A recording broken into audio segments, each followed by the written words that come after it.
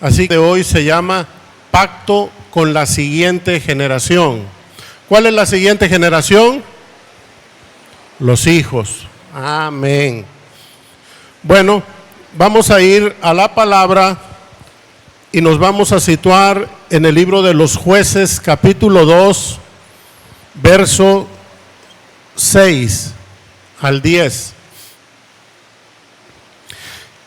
Y este tiempo que nos sitúa el libro de los Jueces, le doy el contexto así rápido. Sabe que el pueblo de Israel estuvo 430 años en Egipto. Llegaron 72 personas, que fue Jacob con sus hijos y sus descendencia que traía. 72 personas entraron a Egipto. Y después de 430 años llegaron a ser casi 2,5 millones de personas. Era todo un pueblo dentro de otra nación. Este pueblo de Israel llegó primero con privilegios a una zona de Egipto llamada Tierra de Gosén, que eran unas explanadas regadas por el río Nilo, ¿verdad? Que en temporadas de primavera se desbordaba y fertilizaba unas grandes extensiones de tierra que eran fértiles para la agricultura. Esa zona privilegiada fue donde fue puesto Jacob con sus hijos por motivo de José, que había sido y era en ese momento el segundo al frente después de Faraón, ¿sí? Pero con el tiempo de los siglos fueron cambiando los faraones, y en el cambio de faraones fueron perdiendo ese privilegio el pueblo de Israel, de tal manera que a los 400 años ya eran esclavos, ya los habían agarrado como esclavos. Dios los libera con señales, prodigios, las plagas, todo eso, los saca de Egipto. Están 2 años en el monte Sinaí, 2 años acampados ahí, y en esos 2 años Dios les entrega las leyes, todas las leyes ceremoniales, la Torá, todo lo que vemos de casi el Antiguo Testamento en los primeros libros. De ahí los manda a tomar la tierra de Canaán, una tierra cuyo trayecto les iba a llevar 13 días, eran 13 jornadas del monte Sinaí al río Jordán, donde tenían que cruzar para tomar la tierra de Canaán, 13 días. Este pueblo llegó en esa jornada, pero no tomaron la tierra porque se acobardaron, dejaron de creer en Dios, y Dios los regresa al desierto 40 años. Hasta que muriera el último de esa generación que no quiso entrar.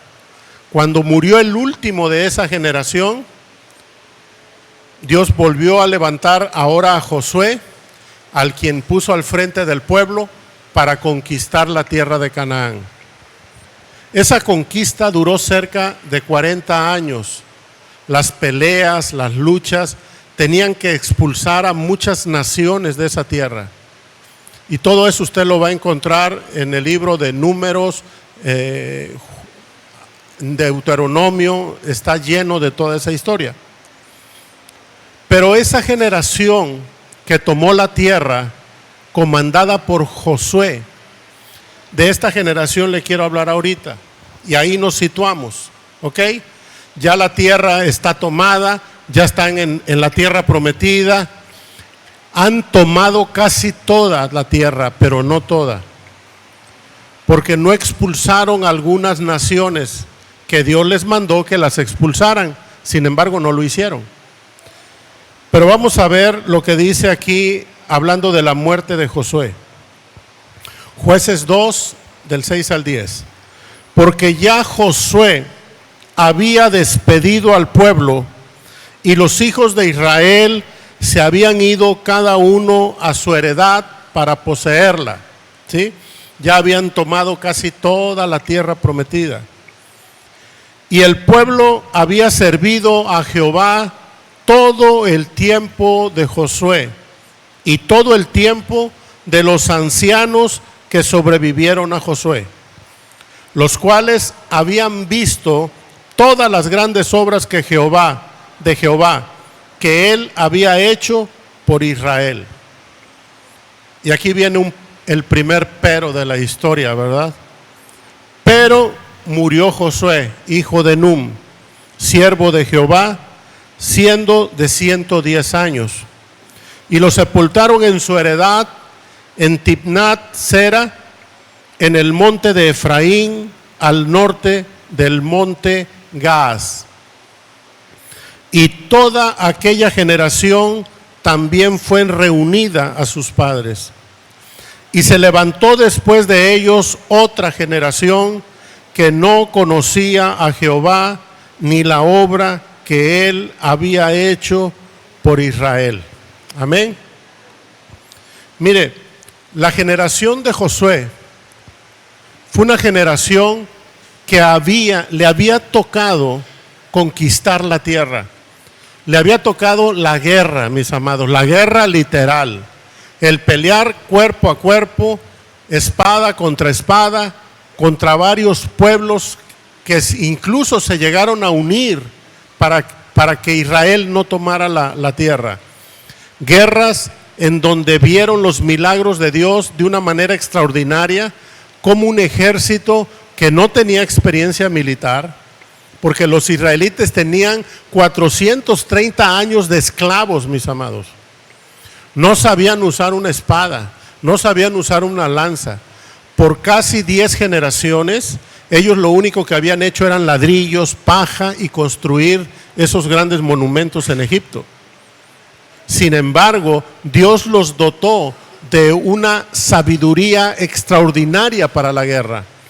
De tal manera que cuando se tienen que enfrentar a pueblos que por tradición eran guerreros, mis amados, eran conquistadores, eran reinos que se habían establecido en esos mismos 400 años, conquistando, desplazando a otros pueblos y estableciéndose por medio de la fuerza.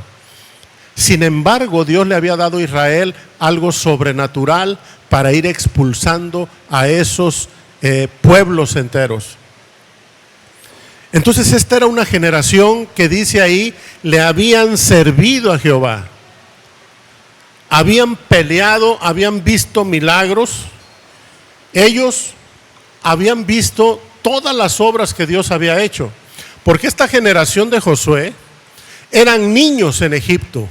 Eran niños. Y mientras eran niños, ellos vieron las plagas, mis amados. Ellos vieron cayendo granizo en un desierto. Ellos vieron las plagas de las moscas, las plagas de las langostas. Ellos vivieron lo que era la oscuridad total y la muerte de los primogénitos. Esos niños vieron que el mar se abrió para pasar en lo seco. Y ya en el desierto se convirtieron en jóvenes. Eran jóvenes menores de 18 años, quizá de 20 años, cuando mucho. Y les tocó vivir en el desierto 20 años, de tal manera que la generación de esos niños que eran de 10 años, eran ya de 40, 45 años cuando entraron a la tierra prometida. Y ahí fue donde tuvieron que pelear otros 40 años que duró la guerra en la tierra prometida. Es decir, estas personas ya andaban entre los 80, 85 años y es natural que empezaron a morir. Pero lo que quiero llevarte es que esta generación le tocó ver tantas maravillas de parte de Dios y sirvieron a Dios, ¿sí? Pero ¿qué dice la Escritura?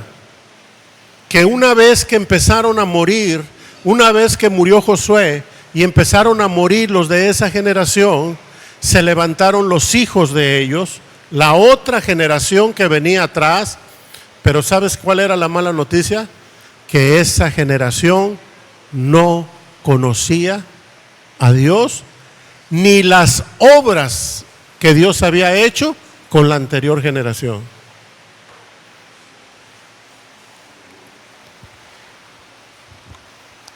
La generación de Josué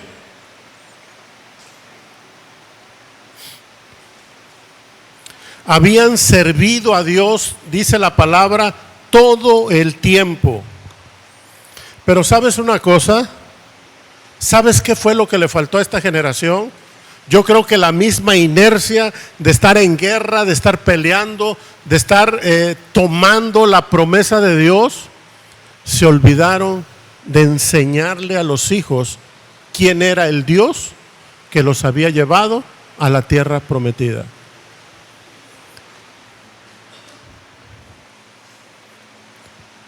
Y esto a mí, cuando yo leí esto, le sirvieron a Dios porque le estaban sirviendo a Dios en todo.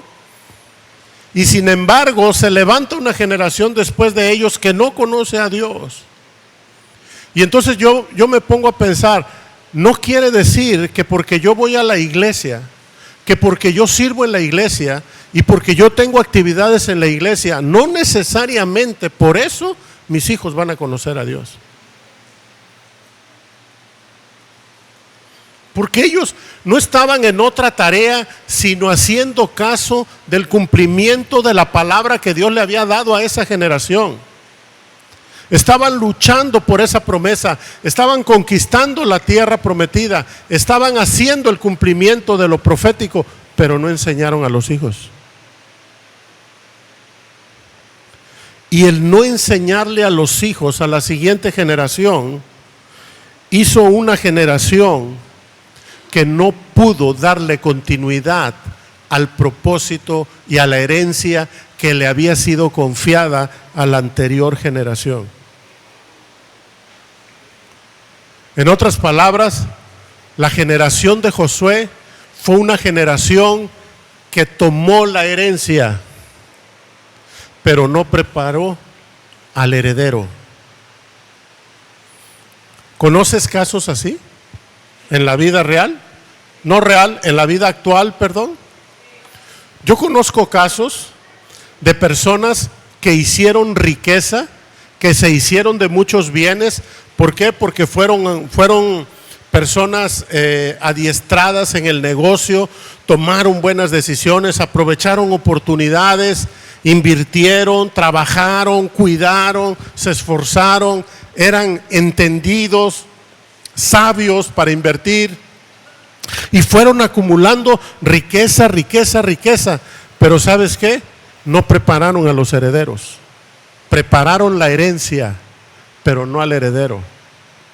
Y he visto, me ha tocado de primera mano ser testigo de grandes herencias que se perdieron en la ruina otra vez porque el heredero no estaba preparado para administrar la herencia que le fue dada.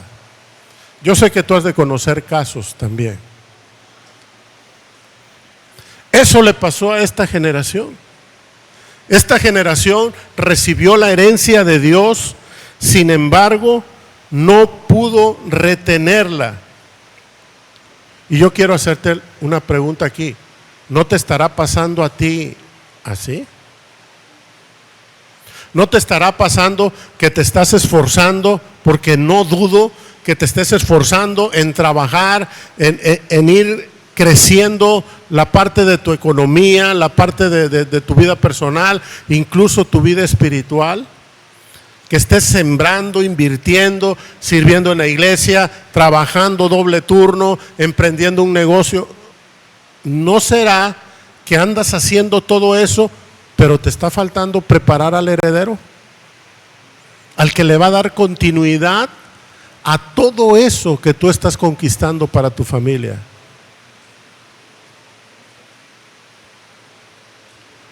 Porque tenemos que saber, mis amados, que nosotros somos un eslabón nada más en los grandes planes que Dios tiene para nuestras generaciones. ¿Qué fue lo que le pasó a esta generación que no conoció a Dios? Porque vino algo terrible sobre esta generación. Y sobre esto yo quiero meditar juntamente contigo.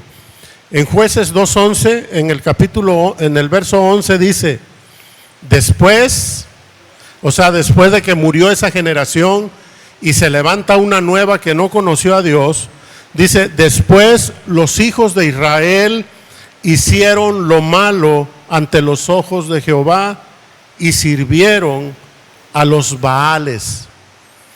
Dejaron a Jehová, el Dios de sus padres, que los había sacado de la tierra de Egipto, y se fueron tras otros dioses, los dioses de los pueblos que estaban a sus alrededores, a los cuales adoraron y provocaron a ira a Jehová.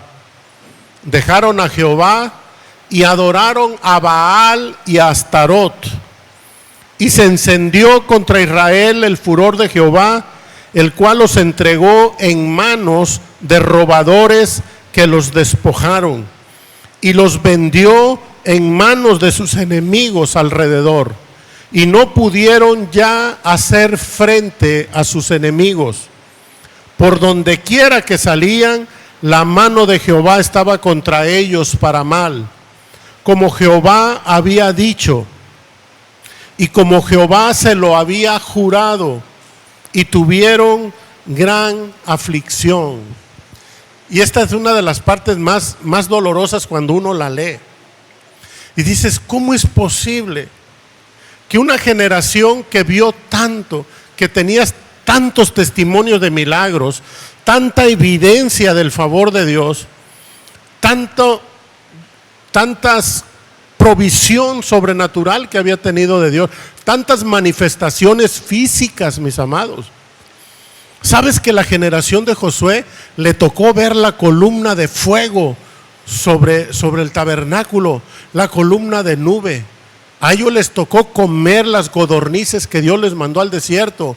Todos los días iban a recoger el maná en el desierto por 40 años.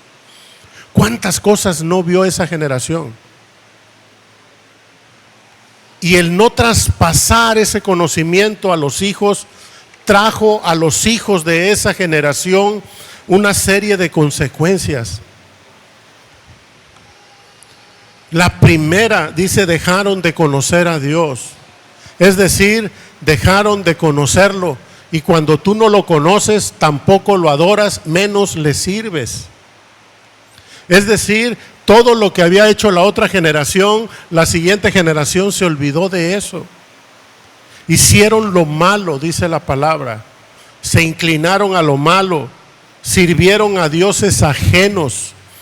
Es decir, se fueron a la idolatría, mis amados, a adorar ídolos. ¿Sabe usted que Baal era el dios de los cananeos? Y a ese dios le ofrecían sacrificios humanos de niños. Eso hicieron los de Israel, esa generación después de Josué. Lea la Biblia. Los niños eran, ese dios, el dios de Baal, era un mono con los brazos, ambos brazos así. Y ese era el altar, esos brazos, donde a los niños eran puestos a fuego después de sacrificados. ¿Sabe usted que los de Israel lo hicieron en esa generación? Quemaron a sus propios hijos. ¿Hasta dónde puede llegar una generación que no conoce a Dios? Nada más mire alrededor, oiga las noticias y se va a dar cuenta hasta dónde llega una generación que no conoce a Dios. La maldad, el hacer lo malo, la hechicería, pero no fue todo. Dice la palabra que vino un juicio de parte de Dios. Dios los juzgó por lo que hicieron. Permitió que otros vinieran a despojarlos de la herencia que Dios mismo les había dado y que la otra generación había conquistado. Esta generación perdió una gran parte de la herencia que había ganado la siguiente generación. Los tomaron como esclavos, fueron exiliados, fueron derrotados. Donde quiera que salían a pelear, salían derrotados. Una generación en donde el favor de Dios no estaba sobre ellos. Y al final, dice la palabra, fueron afligidos.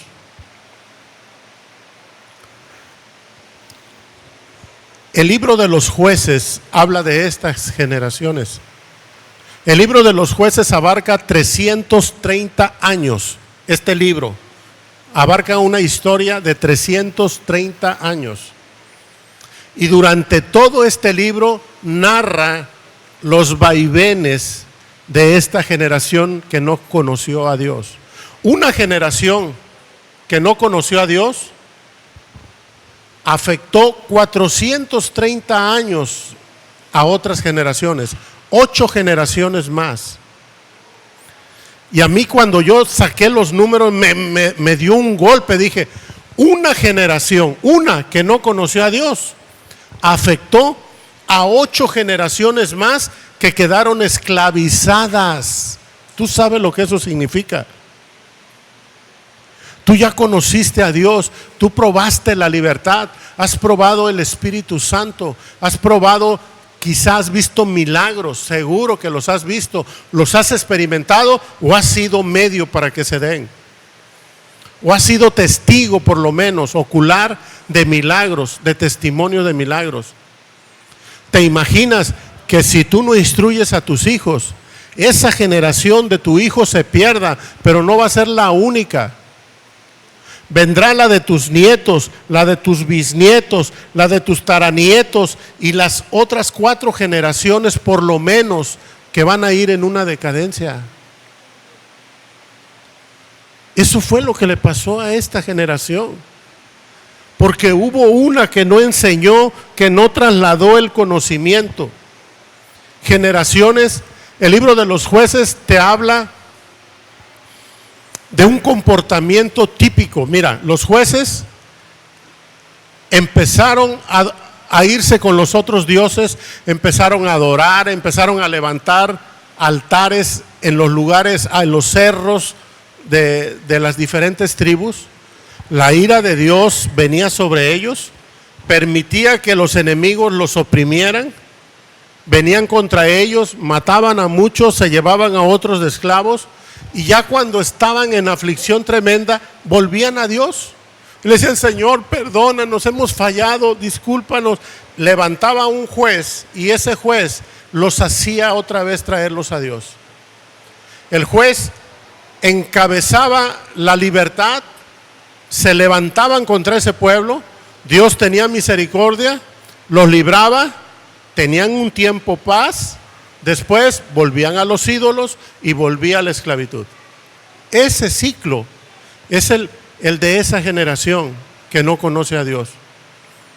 Y nosotros lo vemos en la actualidad. Hay personas que tienen una vida de aflicción, se van a lo malo, andan en lo malo, ya que sienten la presión del pecado y de la muerte, corren a Dios, porque saben que hay un Dios, hay una memoria de que hay un Dios. Y van y buscan a Dios, Señor, perdóname, te prometo que ayúdame, por favor, ya no lo vuelvo a hacer, por favor, Señor, sácame de aquí. Y el Señor tiene misericordia y lo saca. Tiene un tiempo de libertad y luego regresa otra vez a lo malo. Vuelve a sufrir en lo malo y regresa otra vez con Dios. ¿Ha conocido personas así? Esa es una generación. ¿Sabe por qué esas personas están así? Porque sus padres no los llevaron al conocimiento verdadero de Dios. Solo tienen un Dios de oídas, solo tienen un Dios del que oyeron antes. Sus papás iban a la iglesia, pero no fueron instruidos en la palabra. Y esa generación sufre mucho porque no llega a conquistar todas las promesas de Dios. Por eso nosotros, mis amados, los que estamos aquí en este auditorio hoy, tenemos una responsabilidad con la siguiente generación nuestra, con nuestros hijos. Tenemos una responsabilidad de romper con las maldiciones que hay sobre nuestras generaciones. Quiero invitarte así a que hagas un pequeño ejercicio mental ahorita y pienses en las maldiciones de las generaciones antes de ti, en tu familia. Divorcios, hay divorcios, hay enfermedades crónicas degenerativas, suicidios, homicidios, madres solteras, accidentes, pérdidas económicas catastróficas, enfermedades que son de línea generacional, cáncer, cáncer, cáncer, cáncer, diabetes, diabetes, diabetes, diabetes, diabetes. Esas son maldiciones generacionales.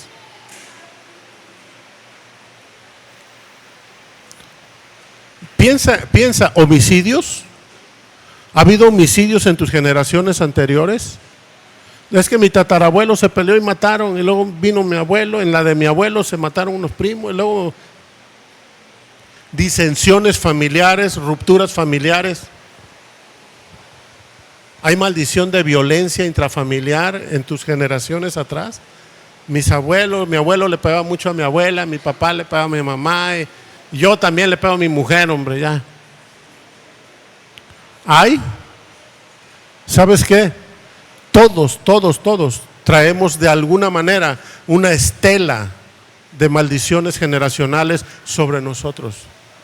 Pero tú que estás aquí, tú que has conocido la verdad, te ha tocado y te toca la gran responsabilidad de romper con esas maldiciones y decirle a mis generaciones, no las van a tocar estas maldiciones. Yo rompo con esas maldiciones aquí. Esa es tu responsabilidad. Esa es nuestra responsabilidad. Romper con las maldiciones generacionales.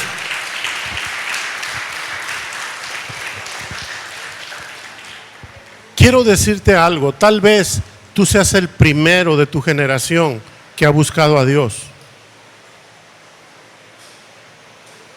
¿Cuántos de aquí les ha tocado ser el primero en su familia en buscar a Dios? Primero, que en mi familia eran puros católicos, yo fui el primero que me empecé. Levante la mano. Levante la mano los que les ha tocado ser los primeros, así. Porque si eres hijo de cristiano, pues ya no te tocó, le tocó a tu papá. Pero los que les ha tocado, deje su mano levantada. ¿Sabe qué? Ustedes son pioneros. Son pioneros de un cambio generacional. A los pioneros les toca caminar la milla extra. A los pioneros les toca hacer caminos donde no hay camino. A los pioneros les toca ir contra la corriente de generaciones y generaciones que han andado en otro camino, y tú quieres algo diferente y te jalan y te cuestionan, te critican, te rechazan. Pero ¿sabes una cosa? Los pioneros recibirán doble honra. Dale un buen aplauso al Señor. Rompieron con el status quo de las generaciones. Dijeron, yo voy a hacer algo diferente. Mi familia no va a haber homicidios en mi descendencia, no va a haber enfermedades crónicas en mi descendencia, no va a haber divorcios en mi descendencia. Porque esa es nuestra responsabilidad, mis amados. Esa es tu responsabilidad. Y si no te tocó ser el pionero, tienes una grandísima responsabilidad. Grandísima. Porque sabes una cosa, ya hubo otro que hizo el trabajo más pesado. Y a ti ya te la están pasando suavecita. Ay de ti, si no eres capaz de sostener y mantener el legado que te fue pasado y te fue traspasado a través de tus padres. A ellos les tocó caminar la milla extra, a ellos les tocó hacer esa inversión doble de tiempo. Pero hay una buena promesa para nosotros que queremos romper con las maldiciones. En Gálatas 3:13 dice, Cristo nos redimió de la maldición de la ley, hecho por nosotros maldición, porque escrito está, maldito todo el que es colgado de un madero. Tú y yo, mi amado, mi amada, tenemos la grandísima oportunidad, y yo diría el gran privilegio de ser marcados en todas nuestras generaciones como aquellos que rompimos con las maldiciones. Yo me siento feliz, yo me siento bendecido de haber sido el primero de mi generación que buscó a Dios. y el primero de mi generación en bendecir a mis generaciones que vienen. Yo sé que vendrán generaciones después de mí hasta que Cristo venga, pero sé que en el libro de la vida va a estar escrito: Cesario Mar Ballesteros rompió con las maldiciones de sus generaciones. Eso está destinado para ti, para mí, que hemos buscado a Dios. Amén. Los pioneros somos hombres y mujeres de fe que caminamos donde no hay camino. Somos personas que nos atrevemos a hacer lo que nuestros antepasados no quisieron hacer, o no pudieron hacer, o no se atrevieron a hacer. Los pioneros ponemos la mirada en el futuro, en un futuro deseable, y estamos dispuestos a sacrificar y a construir nuestra vida para conseguirlo.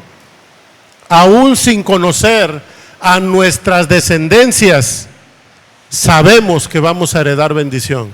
Tal vez tú no digas: yo no sé si voy a conocer a mis nietos, mis bisnietos, mis tataranietos. Yo tampoco. Pero lo que sí sé, que estoy dejando un legado de bendición para ellos. Y tú tienes el privilegio de dejar un legado de bendición para tus generaciones después de ti. Así que tú y yo tenemos esa gran responsabilidad de preparar a la siguiente generación para que conozca a Dios, y no solamente que lo conozca, que lo dé a conocer también, porque conocemos a Dios para darlo a conocer. Amén. ¿Qué debo hacer? Ya termino con esto. Bueno, está muy bien, pastor, pero ahora ¿qué tengo que hacer? Primero, para influir y afectar a tu siguiente generación, debes llevar la palabra de Dios a tu casa. Tienes que llevar la palabra de Dios a tu casa. No, pues ahí tengo la Biblia, ¿dónde la pongo? No se trata de que ponga la Biblia a la entrada, Salmo 91, y le prendas una vela. No. Llevar la palabra de Dios a tu casa es que tú te lleves la palabra de Dios aquí y la ejerzas en tu casa y la instruyas en tu casa. No que te lleves la Biblia, por supuesto que la debes de tener ahí, leerla, enseñarla a tus hijos, instruirla. Eso es lo primero que hay que hacer para que tus hijos empiecen a conocer a Dios, empiecen a conocerlo de primera mano a través de la palabra. Si son niños, ponles caricaturas de mi libro mágico, ¿cómo se llama el libro mágico, no? Hay tantas caricaturas, hay tantas Biblias ilustradas, hay tantos recursos ya para que desde niño tú empieces a hablarle de esas historias y empieces a mostrarle de un Dios generoso. Ora por tu hijo, bendícelo, enséñale cómo se le puede pedir a Dios, enséñale que hay un Dios todopoderoso que nos escucha, que es su amigo, que lo protege, que lo aconseja. Empieza a su nivel a hablarle de ese Dios y que él pueda ver que tú también buscas a Dios.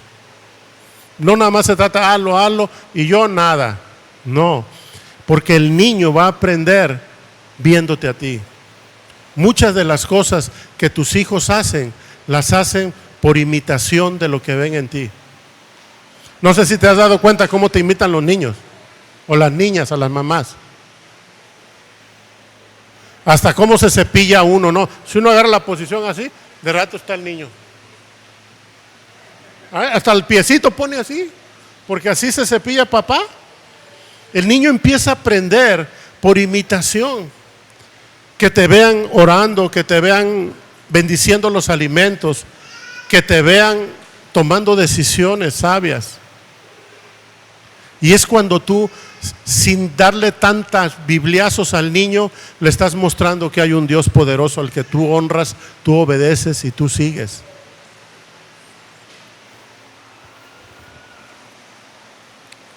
Lo segundo, debes instruirlo, debes hacer de tu vida diaria con él, oportunidades para enseñarle valores. Le puedes enseñar valores a través de historias, de cuentos, tú invéntalos, pero que vaya un valor ahí instruido en el niño. No necesitas hacer grandes historias, no, relatos pequeños. Se me ocurre, por ejemplo, el de la obediencia. Vamos a suponer que le quieres enseñar de la obediencia a un niño. Dicen, en lugar que digan, niño, tienes que obedecer, porque obedecer, si no obedeces, mejor le cuentas una pequeña historia. Oye, te voy a contar la historia de Juanito. Juanito era un niño que le gustaba mucho jugar, pero su mamá tenía que trabajar y su papá también, y Juanito a veces se quedaba solo en las tardes. Y su papá y su mamá le decían, Juanito, no te vayas a salir, espéranos aquí adentro de la casa, obedece, no te vayas a salir, porque si te sales puede pasar algo malo. Pero Juanito no hizo caso, tenía tantas ganas de jugar, y como estaba cerrada la casa y la barda, pues a Juanito se le hizo fácil poner una escalerita que había ahí y subirse y brincarse la barda. ¿Y qué crees? Que se brinca y que se cae y se quebró el pie. Y Juanito empezó a llorar, se cayó. ¿Y qué crees que pasó? Que se cumplió lo que le dijo su papá. Juanito, si no obedeces te puede pasar algo malo. ¿Sabes qué? Cuando nosotros no obedecemos, cuando alguien nos manda, papá, mamá o Dios nos manda y nos dice que no hagamos algo y lo hacemos, ¿qué crees que va a pasar? ¿Y qué crees que te va a decir el niño? Le va a pasar algo malo. Exacto. Y así le enseñé el concepto de la obediencia y le hablé de Dios y le hablé. ¿Sí me explicó? No tienes que hacer estudios de teología para esto. Simplemente necesitas amarlos y querer instruirlos. Lo segundo es que tienes que hacer un pacto con tu siguiente generación. ¿Qué significa hacer un pacto? Hacer un compromiso con tus hijos delante de Dios, de que tú te vas a encargar de que ellos lo conozcan, que conozcan a ese Dios poderoso, glorioso que tú conoces, ese Dios que te sacó y te ha sacado de tantas situaciones en la vida, que te ha sanado, que te ha restaurado, que te ha consolado, que te ha proveído, que te ha restaurado. De ese Dios ellos necesitan conocer. La mejor persona para enseñarles no son los maestros de Adora Kids, y no porque no sean buenos, son excelentes, pero ellos solamente van a reforzar el trabajo que tú estás haciendo en casa. La responsabilidad no es de aquí de la iglesia. Nosotros es proveerte a ti de conocimiento, prepararte, darte todos los elementos para que tú lo puedas ejercer. Porque la responsabilidad y el privilegio son tuyos. Nosotros somos tu apoyo aquí, somos tu sostén. Nosotros debemos darte los recursos. Nosotros tenemos grupos de amistad donde tú puedes asistir para aprender de la palabra, para instruirte y llevarle eso a tus hijos también. Aquí te damos todos los elementos, pero tú debes tomar la iniciativa y la responsabilidad de decir, de mis generaciones, pastor, me encargo yo. De mi siguiente generación, me encargo yo. Y yo voy a hacer un pacto con Dios de que no voy a permitir que mis hijos crezcan sin conocer a Dios. Eso es lo que se necesita, y hacerlo. Dice la palabra, Dios nos da una fórmula aquí en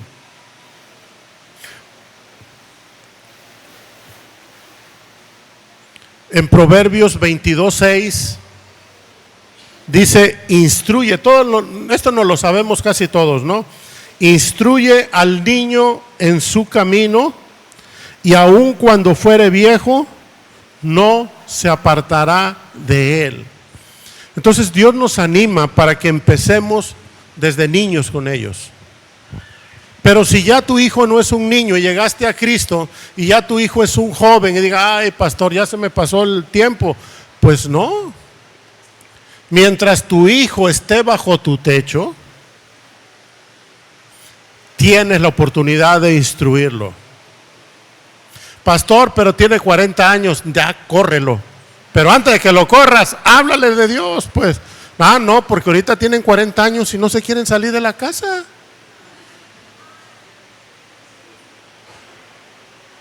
Una vez nos preguntó una señora, pastor, ¿usted considera que a los 38 años ya deba yo, mi hijo no se ha casado ni nada, pero será conveniente que yo le diga que ya se puede salir de la casa o cómo ve? ¿Estaría mal? Le dije, hermana, se tardó como 10 años. Ya, échelo. Que se haga responsable. Pero háblele de Dios. Si todavía no conoce a Dios y tiene 38 años, ¿sabe qué? Dele 2 años más. Pues te voy a dejar 2 años más. Me vas a pagar renta y te comprometes conmigo a tomar lecciones todos los días de la palabra. Si no quiere nada, de una vez, váyase. Pero como padre lo puedes hacer. No dejes a tu hijo que se vaya sin el conocimiento de Dios. Porque un hijo, una generación que no conoce a Dios, no le va a ir nada bien. Y todos amamos a nuestros hijos y queremos que les vaya bien. Amén. Entonces, fíjate lo que dice la palabra: instruye al niño en su camino y aun cuando fuere viejo, no se apartará de él. Proverbios 1:8. Oye, hijo mío, la instrucción de tu padre y no desprecies la dirección de tu madre. Y esto parece medio trivial, pero tiene una gran profundidad porque necesitamos saberlo entender. Instruye al niño, no, la que sigue, Proverbios 1:8. Ariel.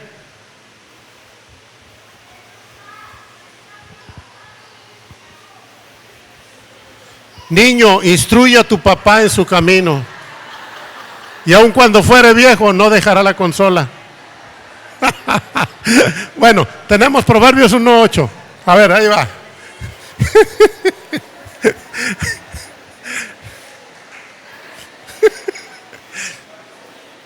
Oye, hijo mío. Proverbios 1:8.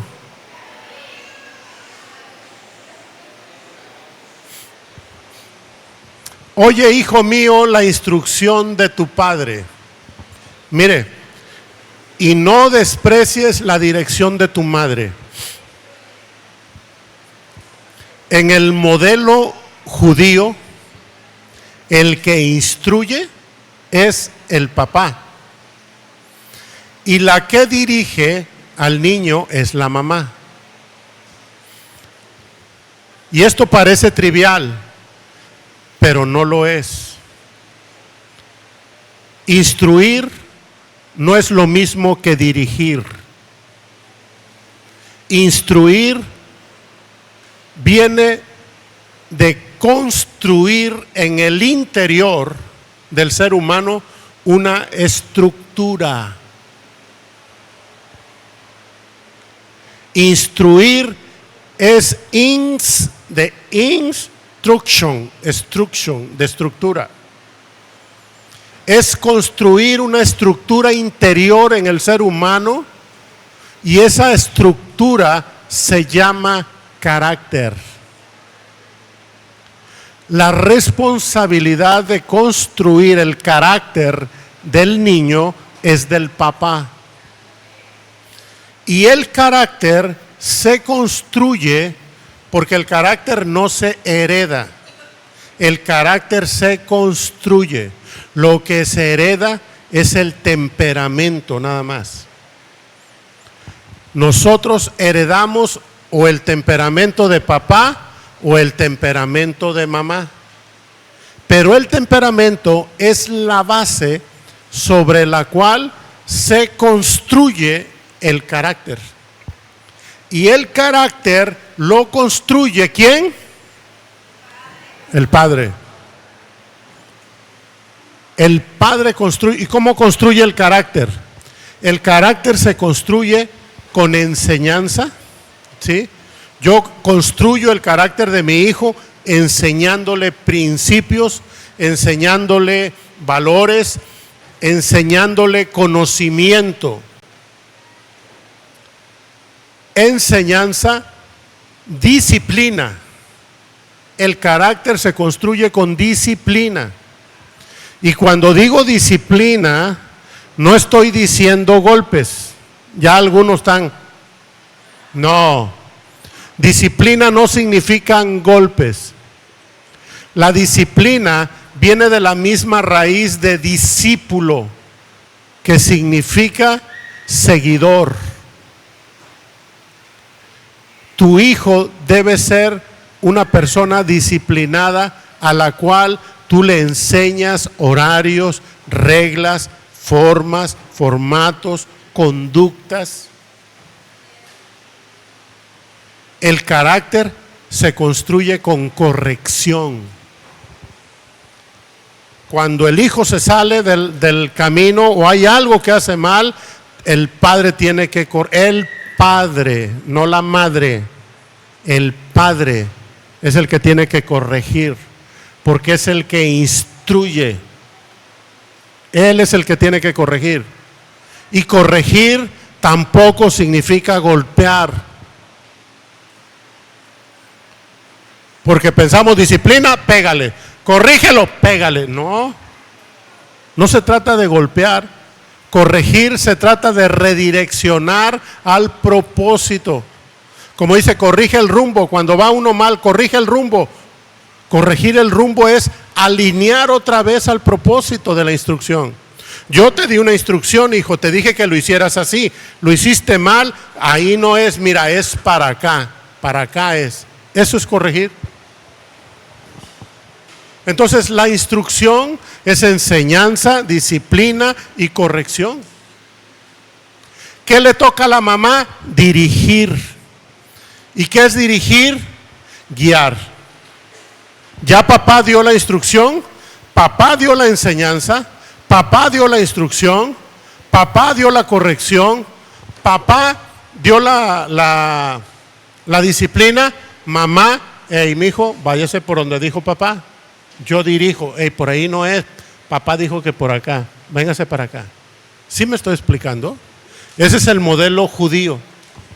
¿Cuál es el modelo mexicano?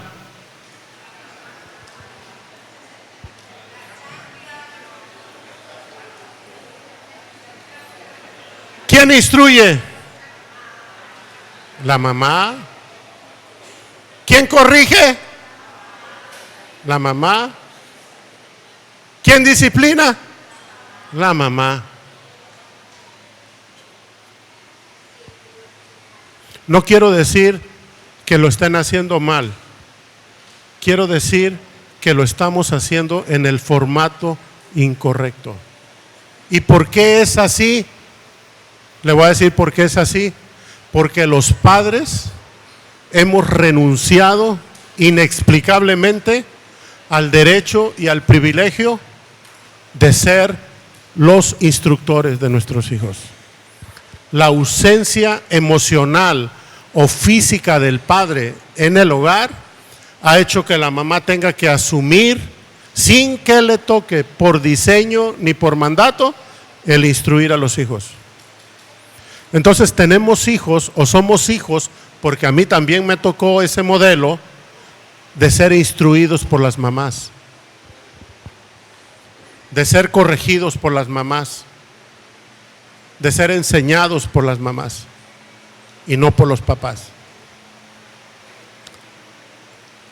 Pero tú que conoces la verdad ahora, papá, tú que estás en contacto con la palabra, es el tiempo de que asumas ese gran privilegio que como padre te corresponde de instruir, corregir, disciplinar a tus hijos. Y mamá, toma tu rol tan importante de dirigir, Porque el papá instruye, pero si el hijo se va por otro lado, si el hijo se desvía y no tiene quien lo guíe, ¿de qué sirvió la instrucción? Es un trabajo en equipo, mis amados, pero cada uno haciendo lo que Dios dice que debe hacer. Se quedaron muy callados. ¿Verdad que este versículo no es nada trivial? Parece que, sí, instruye, que no. Nos damos cuenta por qué muchas cosas andan mal en nosotros, mis amados. Muchas cosas andan mal en nosotros como seres humanos y sobre todo como varones. Porque fuimos varones que fuimos educados, corregidos, instruidos por mujeres que nos amaron con todo su corazón, cierto, pero no era su rol. Por eso creo que gran parte de nuestra sociedad mexicana está como está, porque nos salimos del formato y del modelo de Dios. Necesitamos volver al formato de Dios. Yo sé que por circunstancias de la vida un papá puede quedar solo. Puede ser que la esposa falleció y diga, yo me quedé solo con mis hijos, pastor. Pues a ti te va a tocar ahorita tomar el rol de instruyes y diriges, papá. Ni modo. Te va a tocar. A menos que encuentres a alguien que te acompañe a dirigir a tus hijos. Yo me quedé sola, pastor, me divorcié o me quedé viuda. Pues a ti, mija, te va a tocar instruir ahorita y dirigir. A menos que encuentres a alguien que te acompañe a instruir de verdad a tus hijos. ¿Sí me explico? Porque muchas veces nos va a suceder en la vida de que vamos a quedar solos. ¿Y qué hago? Pues por lo pronto te va a tocar y encontrar a alguien que haga el rol. No necesariamente que se case contigo. Pues ya todos, no, es que no me quiero casar. Nadie te está mandando a casarte. Te estoy diciendo que encuentres a alguien que haga el rol. Puede ser un hermano, un tío, un primo, un abuelo que haga la figura paterna y ese instruya. Si tú estás solo, te quedaste con hijos, pues busca una hermana, una prima, alguien del sexo femenino que haga el rol de dirección en tus hijos. ¿Sí me estoy explicando? Ya te están diciendo, yo no me quiero casar. Nadie la está mandando a que se case. No necesita casarse. Hay personas dentro de tu familia que pueden hacer perfectamente el rol, tanto de papá como de mamá. Claro que lo pueden hacer. El abuelo, la abuela o tíos pueden hacer ese rol. Lo importante, ¿sabes qué es? Que el niño esté recibiendo la instrucción y la dirección para que conozca a Dios y tenga larga vida sobre la tierra. Amén. Le damos un buen aplauso al Señor.